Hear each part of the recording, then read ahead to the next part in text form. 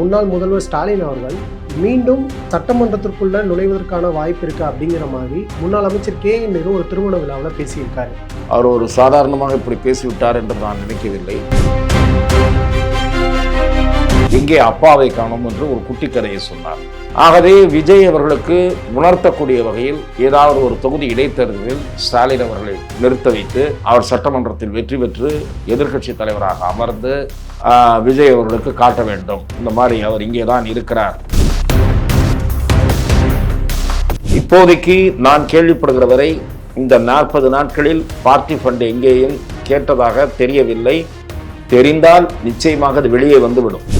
இந்த மாற்றம் வரவேற்கக்கூடியது. எதிர்க்கட்சி தலைவர் உதயநிதி சட்டசபைக்கு வெளியே முதலமைச்சருக்கு கொடுத்த பதிலையும் நான் ஏற்றுக்கொள்ளவில்லை. நீங்கள் அப்பாவை காணோம் என்கிறீர்கள், அவர் கோர்ட்டில் ஒரு மனைவி கணவனை தேடிக்கொண்டிருக்கிறார், அதற்கு பதில் சொல், அந்த கதையை எங்களும் பேச முடியும் என்கிறார். இந்த இரண்டுமே இப்போ புதிதாக ஃப்ரெஷ்ஷாக ஒரு கவர்மெண்ட் அமைஞ்சிருக்கு அப்படின்னும் போது இவங்களும் அதே தான் ஃபாலோ பண்ணுவாங்கன்னு நினைக்கிறீங்களா?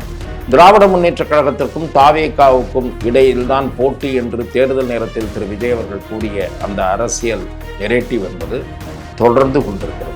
திரு விஜய் அவர்கள் கிட்டத்தட்ட ஒரு 10 பேர் வரைக்கும் வெளியிலிருந்து ஆள் தூக்கினா, ஒருவேளை அதிமுகவிலிருந்து இன்னும் சிலரை எதிர்பார்க்கிறாரோ, இன்னொரு 3-4 பேரை அவர்கள் மேலும் எதிர்பார்ப்பதாகவும் கேள்வி. ஆகவே அந்த காரணத்துக்காக அதிமுக பற்றி இப்போது விஜய் அதிகம் பேசாமல் இருக்கிறாரா என்கிற சந்தேகம்.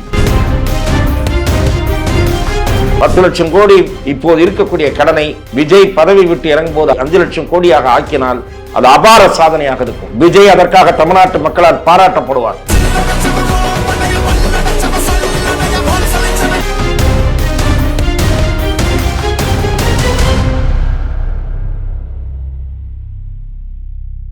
தமிழ்நாடு டைம்ஸ் நேயர்கள் அனைவருக்கும் வணக்கம். நான் உங்கள் மணிமாறன். இன்று இந்த நேர்காணலில் நம்ம கூட பத்திரிகையாளர் திரு துக்ளக் ரமேஷ் அவர்கள் நம்முடன் இணைந்திருக்கிறார். அவர்கிட்ட கேட்கறதுக்கு நிறைய கேள்விகள் இருக்கு, வாங்க கேட்டு பதில்களை தெரிஞ்சுக்கலாம்.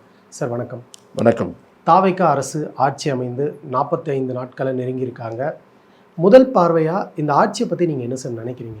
தமிழக மக்கள் பெருத்த நம்பிக்கையோடு திரு விஜய் அவர்களிடம் ஆட்சி பொறுப்பை அளித்திருக்கிறார்கள்.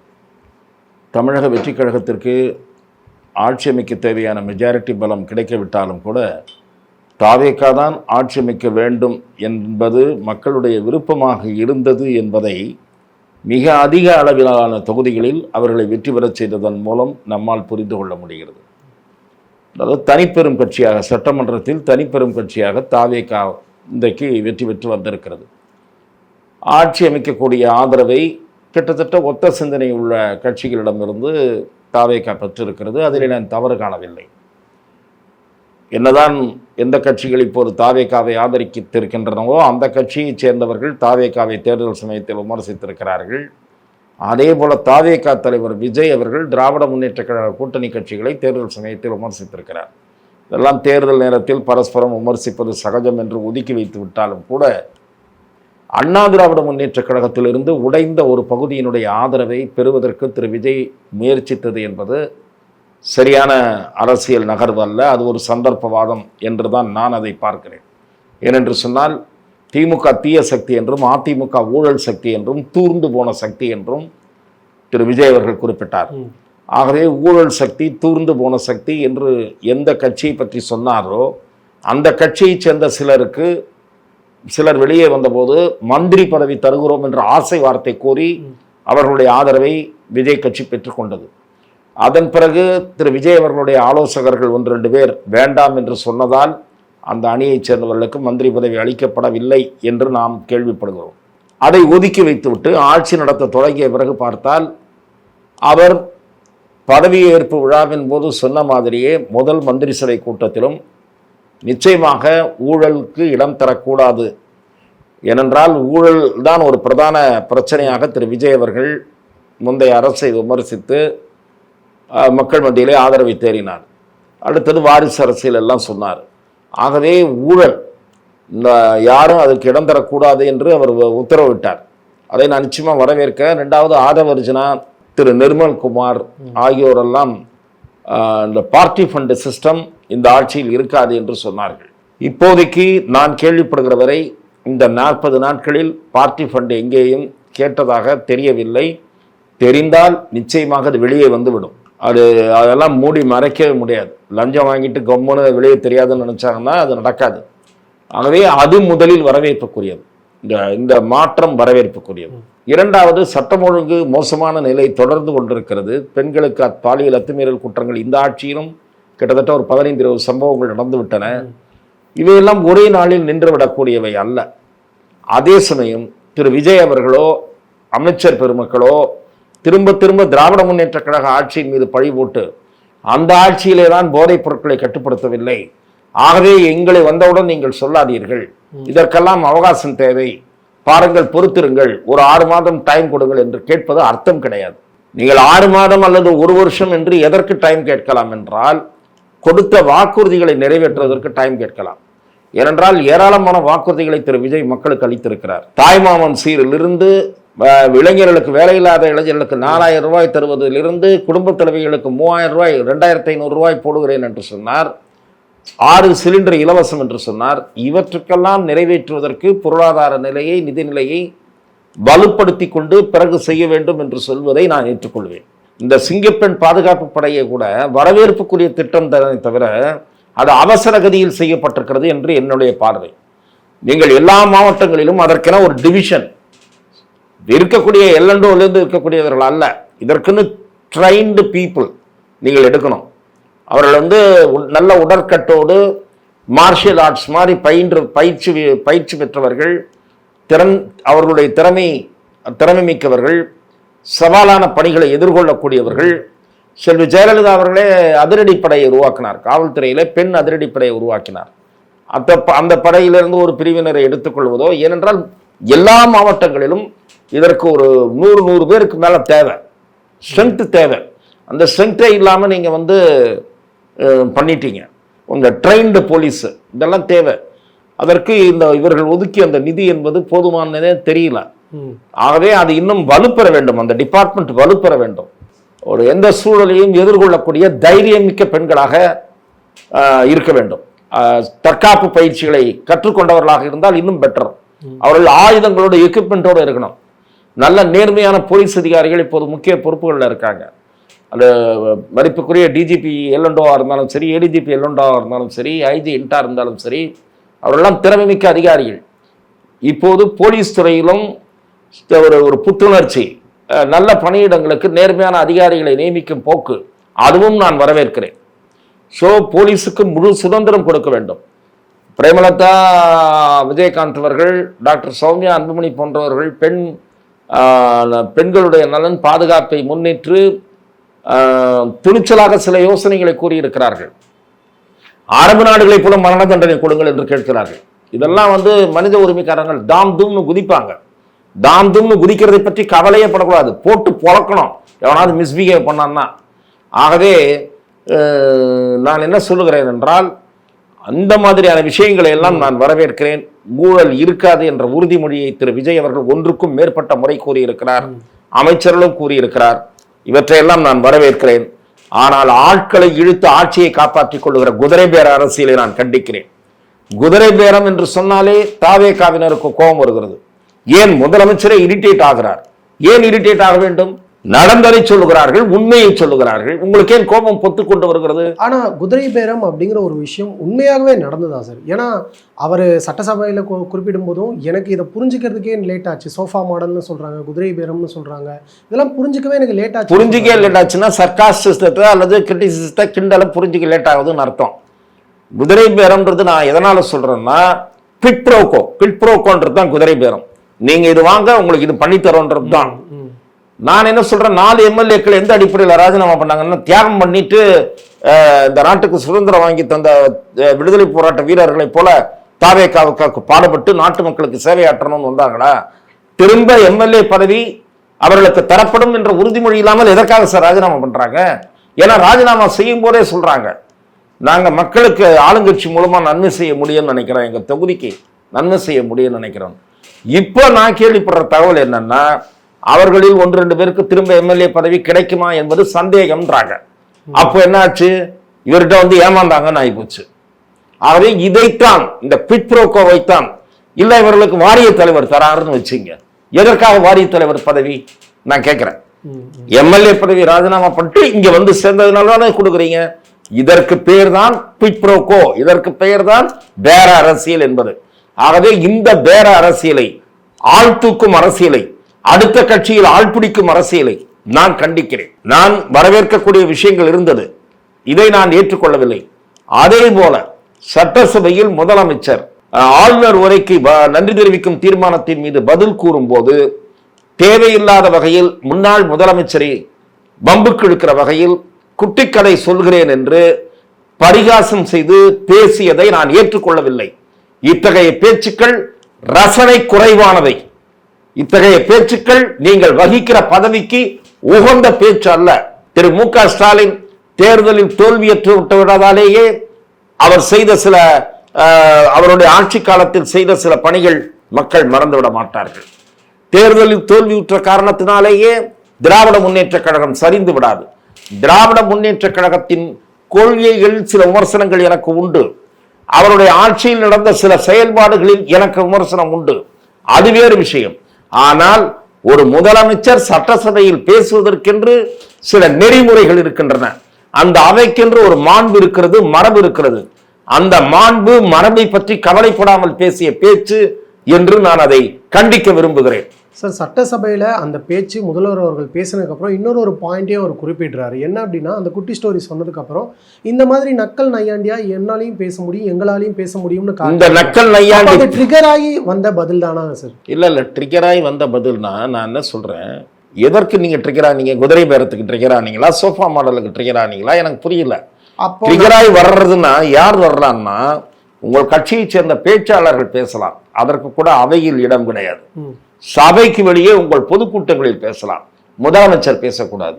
நான் எதிர்க்கட்சி தலைவர் உதயநிதி சட்டசபைக்கு வெளியே முதலமைச்சருக்கு கொடுத்த பதிலையும் நான் ஏற்றுக்கொள்ளவில்லை. நீங்கள் அப்பாவை காணோம் என்கிறீர்கள், அவர் கோர்ட்டில் ஒரு மனைவி கணவனை தேடிக்கொண்டிருக்கிறார், அதற்கு பதில் சொல், அந்த கதையை எங்களும் பேச முடியும் என்கிறார். இந்த இரண்டுமே ரசனை குறைவானவை, அதாவது வித் சீப் டேஸ்ட் என்பதுதான் என்னுடைய பார்வை. திரு உதயநிதி எதிர்க்கட்சி தலைவர் என்கிற மிக முக்கியமான பொறுப்பை வகிக்கிறார். அவரும் அதை பேசியிருக்க கூடாது. அவர் பேசியது முதலமைச்சருக்கு எதிர்வினை, முதலமைச்சர் பேசியது சோஃபாவுக்கு எதிர்வினை என்று நீங்கள் சொல்லுகிறீர்கள். இது ஏற்றுக்கொள்ள இயலாது. விஜய் பதவிக்கு பொருத்தமற்ற பேச்சு என்றுதான் நான் அதை பார்க்கிறேன். முன்னாள் முதல்வர் ஸ்டாலின் அவர்கள் மீண்டும் சட்டமன்றத்திற்குள்ள நுழைவதற்கான வாய்ப்பு இருக்கா அப்படிங்கிற மாதிரி முன்னாள் அமைச்சர் KN நேரு ஒரு திருமண விழாவில் பேசியிருக்காரு. ஆல்ரெடி திருச்சி கிழக்கில் அவர் நிற்க போகிறதுக்கான சாத்தியக்கூறுகள் நிறைய இருக்குன்னு நிறைய விஷயங்கள் வந்து ஒரு மாதிரி காசிப் மாதிரி வந்துக்கிட்டே இருந்தது. இப்போ இவர் இந்த மாதிரி ஒரு விஷயத்த சொல்கிறாரு, இதை நம்ம எப்படி புரிஞ்சுக்கிறது சார்? திரு KN நேரு அவர்கள் திராவிட முன்னேற்ற கழகத்தினுடைய முதன்மை செயலாளராக இருக்கக்கூடிய மூத்த நிர்வாகி. அவர் ஒரு சாதாரணமாக இப்படி பேசிவிட்டார் என்று நான் நினைக்கவில்லை. திராவிட முன்னேற்ற கழகத்தில் சில முன்னணி நிர்வாகிகள் மத்தியில் முன்னாள் முதலமைச்சர் திரு மு க ஸ்டாலின் அவர்கள் குளத்தூர் தொகுதியில் தோல்வியடைந்தது குறித்து பெரிய வருத்தம் இருக்கிறது. அவருடைய தோல்வியை பலரும் எதிர்பார்க்கவில்லை, பத்திரிகையாளர்களை கூட பலர் எதிர்பார்க்கவில்லை, நானும் எதிர்பார்க்கவில்லை. சட்டமன்றத்தில் எதிர்க்கட்சி தலைவராக அவர் வரக்கூடிய நிலை வரும் கூட என்று கூட திமுக நினைக்கவில்லை. திமுக என்ன நினைத்தது, ஆட்சிக்கு வந்துவிடும் என்று நினைத்தது.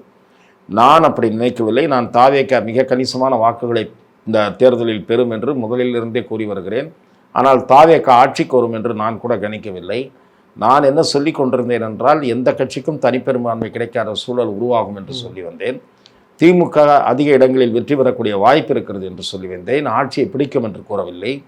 ஆகவே பலரும் எதிர்பார்க்காத ஒரு தேர்தல் முடிவு. இந்த சூழலில் சட்டமன்றத்தில் கவர்னர் உரைக்கு பதிலளிக்கும் போது முதலமைச்சர் அவர்கள், நான் ஏற்கனவே உங்களிடம் கூறியதைப் போல முன்னாள் முதலமைச்சரை சீண்டும் வகையில் எங்கே அப்பாவை காணோம் என்று ஒரு குட்டி கதையை சொன்னார். ஆகவே இது திமுகவினரை கொதிக்க வைத்து விட்டது. அன்றைக்கே அவர்கள் கடுமையாக எதிர்வினை ஆற்றினார்கள். ஆகவே விஜய் அவர்களுக்கு உணர்த்தக்கூடிய வகையில் ஏதாவது ஒரு தொகுதி இடைத்தேர்தலில் ஸ்டாலின் அவர்களை நிறுத்த வைத்து அவர் சட்டமன்றத்தில் வெற்றி பெற்று எதிர்க்கட்சி தலைவராக அமர்ந்து விஜய் அவர்களுக்கு காட்ட வேண்டும், இந்த மாதிரி அவர் இங்கே தான் இருக்கிறார். ஆனால் திரு ஸ்டாலின் அவர்கள் இதை கடந்து போவதற்கு நேற்று ஒரு திருமண விழாவிலே பதில் சொன்னார். அப்பாவை அங்கே தேடாதீர்கள், அப்பா மக்கள் மன்றத்தில் இருக்கிறேன், நான் மக்களிடம் இருக்கிறேன், மக்களோடு இருக்கிறேன், தினசரி மக்களை சந்தித்துக் கொண்டிருக்கிறேன். முதலமைச்சராக இருந்தபோதும் சந்தித்தேன். நான் கையெழுத்திட்ட கோப்புகளிலெல்லாம் பயன்பெற்றவர்கள் மக்கள், அந்த மக்களோடு நான் இருக்கிறேன், அவர்கள் குடும்பங்களில் இருக்கிறேன் என்று நாகரிகமாக பதில் சொன்னார். அவர் தேர்தலில் போட்டியிடுவாரா என்பது ஒரு பலத்த எதிர்பார்ப்பை தோற்றுவித்திருக்கிறது. திருச்சி கிழக்கிலே நிற்கப் போகிறாரா என்பது எனக்கு தெரியாது. திராவிட முன்னேற்றக் கழகம் ஒருவேளை அவர் தேர்தலில் நிற்க வேண்டும் என்று அவருடைய முன்னணி தலைவர்கள் எல்லாம் வலியுறுத்துவதை கேட்டு அவர் அப்படி ஒரு முடிவெடுப்பதாக இருந்தால் அவர் நிச்சயமாக மிக உறுதியாக வெற்றி பெறக்கூடிய தொகுதியாக பார்த்துத்தான் தேர்ந்தெடுப்பார்கள் என்று நான் நம்புகிறேன். அவர் போட்டியிடுகிறாரா இல்லையா என்பதை அறிய நானும் காத்திருக்கிறேன். சார், இப்போ அந்த ஆட்சி அமைந்ததுக்கப்புறம் நிதிநிலை அறிக்கை வெளியிட்டதை பார்த்தோம். இப்போ 2 நாளைக்கு முன்னாடி கூட மின்சாரத்துறையினுடைய அந்த நிதிநிலை அறிக்கை வெளியிட்டிருக்காங்க. மின்சாரத்துறையில் ஏகப்பட்ட கடன்கள் இருக்கிறதா சொல்லப்படுது.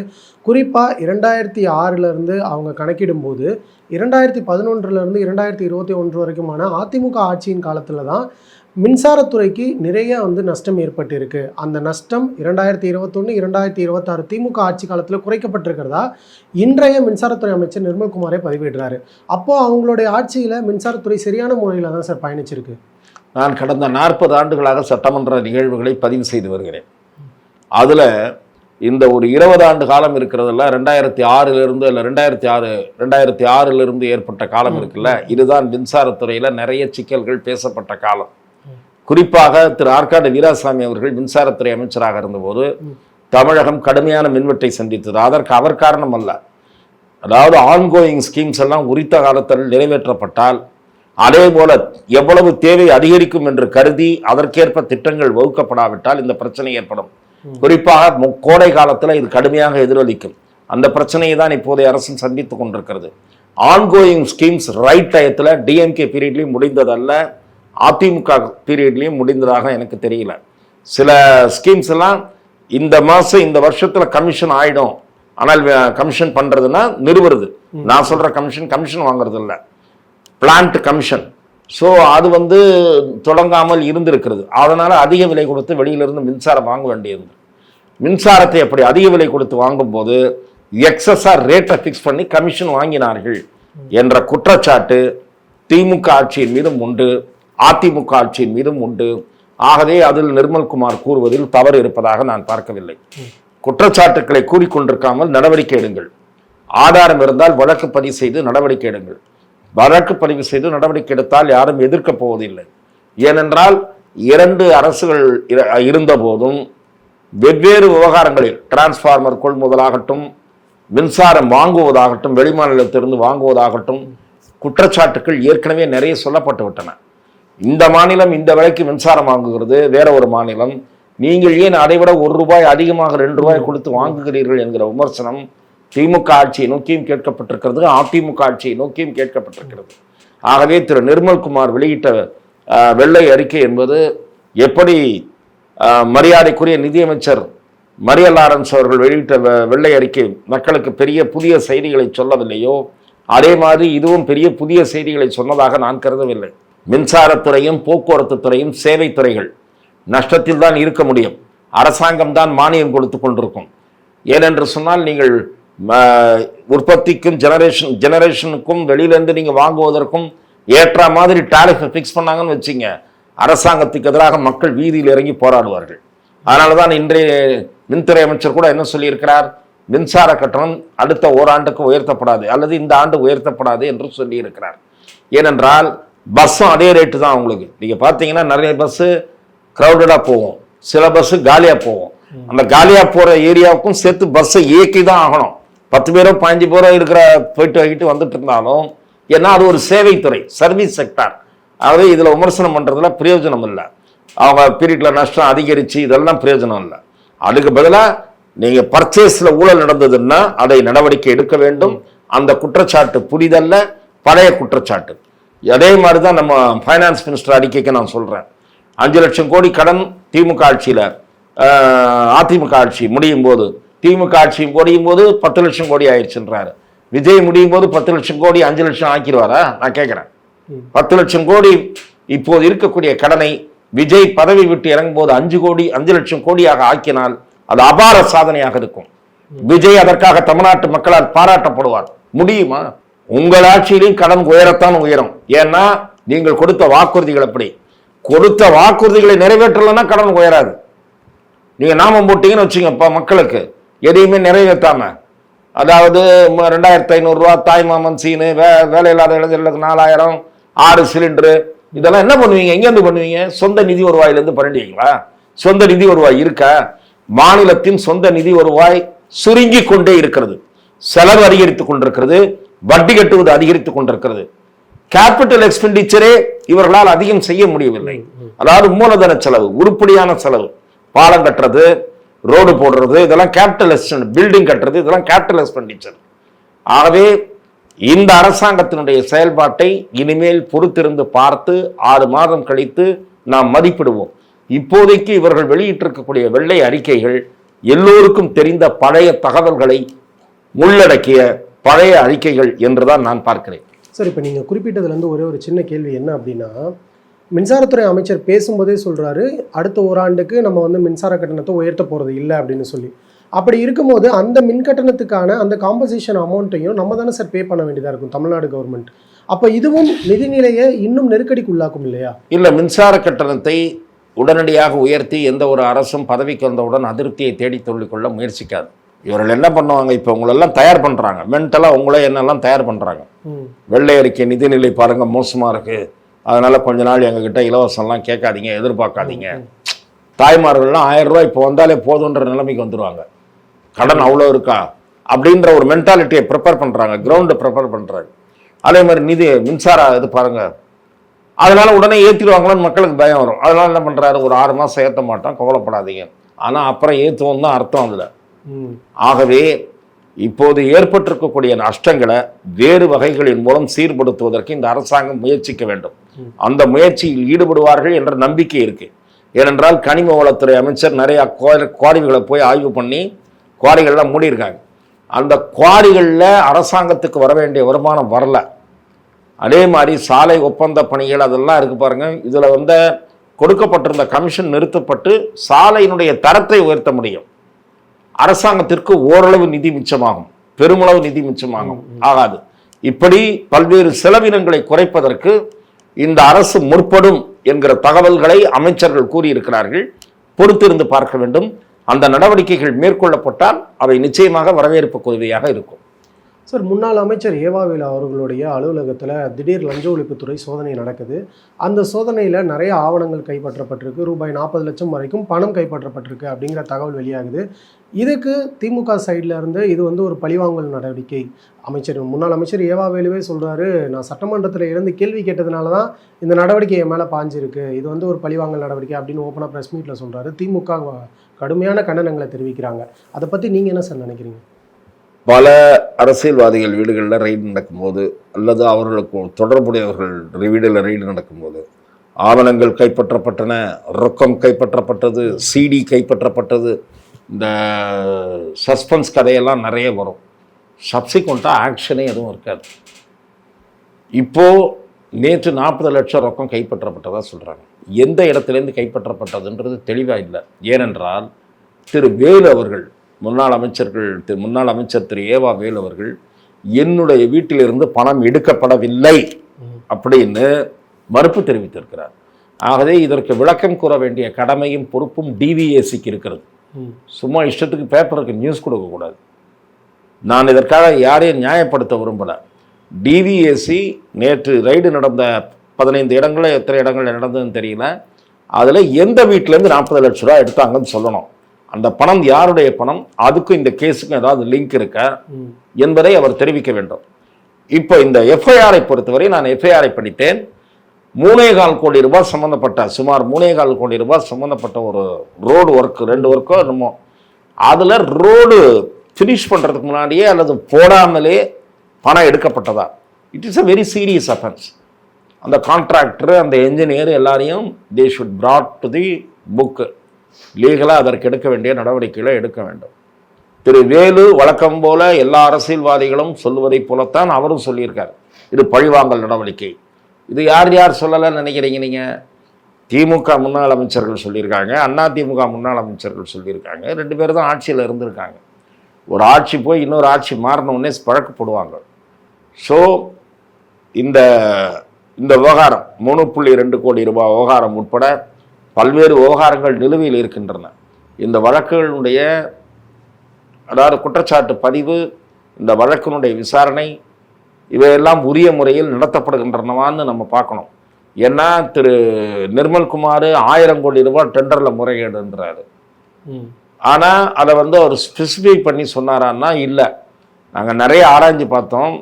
சொல்லிட்டு என்ன சொல்கிறாரு, கமிஷன் கொடுத்தவர்கள், நல்லா கவனிங்க, பார்ட்டி ஃபண்டு கொடுத்தவர்கள் யாராவது எங்களுக்கு தகவல் சொல்லுங்க, ஆதாரத்தை நம்மகிட்ட கேட்குறாரு.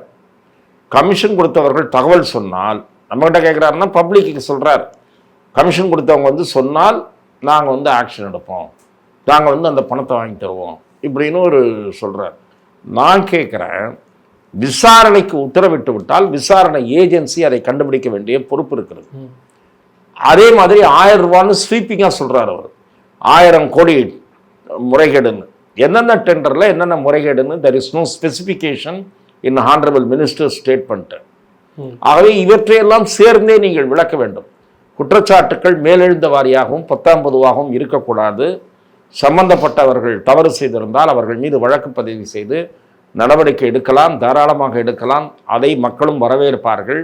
ஆனால் இதுவரை பதிவு செய்யப்பட்ட பல வழக்குகள் இன்னமும் ஆழ்ந்த உறக்க நிலையிலேயே இருக்கின்றன என்பதுதான் நம்முடைய பத்திரிகையாளர்களுடைய அனுபவம்.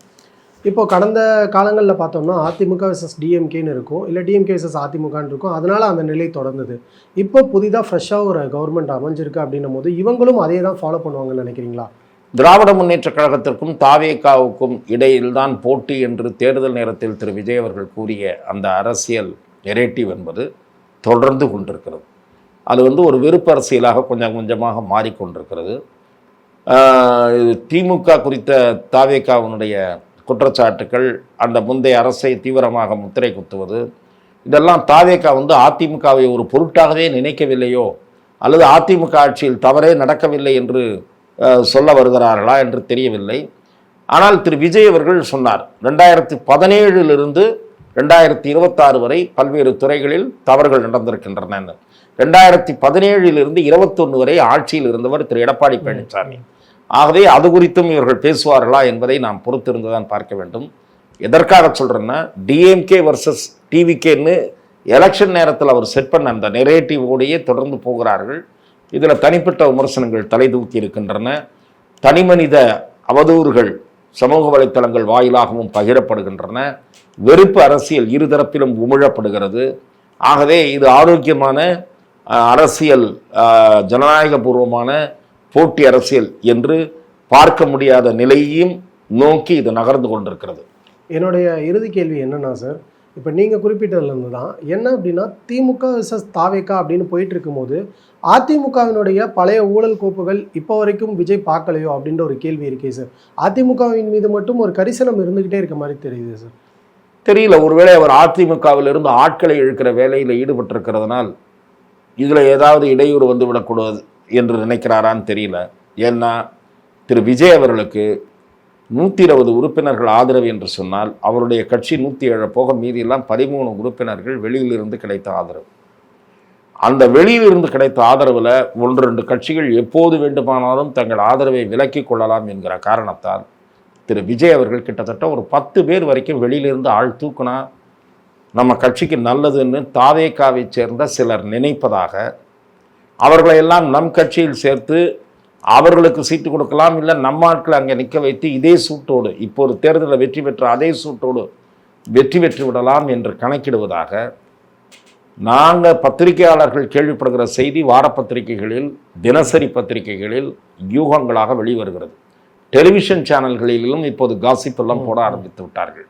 ஆகவே எதற்காக சொல்கிறேன் என்றால், நீங்கள் கேட்டது ஒருவேளை அதிமுகவை பற்றி ஏன் அமைதி காக்கிறார் என்றால், ஒருவேளை அதிமுகவிலிருந்து இன்னும் சிலரை எதிர்பார்க்கிறாரோ. ஏற்கனவே 4 பேர் ராஜினாமா பண்ணியிருக்காங்க. விஜயபாஸ்கர் ராஜினாமா பண்ணிட்டாரு, சேர்றதுக்கு வெயிட்டிங்கில் இருக்கார். விஜய் முன்னிலையில் தான் சேருவேன் அப்படின்னு பிடிவாதம் பிடிக்கிறாராம். ஸோ இன்னொரு 3-4 பேரை அவர்கள் மேலும் எதிர்பார்ப்பதாகவும் கேள்வி. ஆகவே அந்த காரணத்திற்காக அதிமுக பற்றி இப்போது விஜய் அதிகம் பேசாமல் இருக்கிறாரா என்கிற சந்தேகம் உங்களைப் போலவே எனக்கும் வந்திருக்கிறது. உங்களுடைய நேரத்தை பயந்தமைக்கு ரொம்ப நன்றி சார். வாய்ப்புக்கு நன்றி.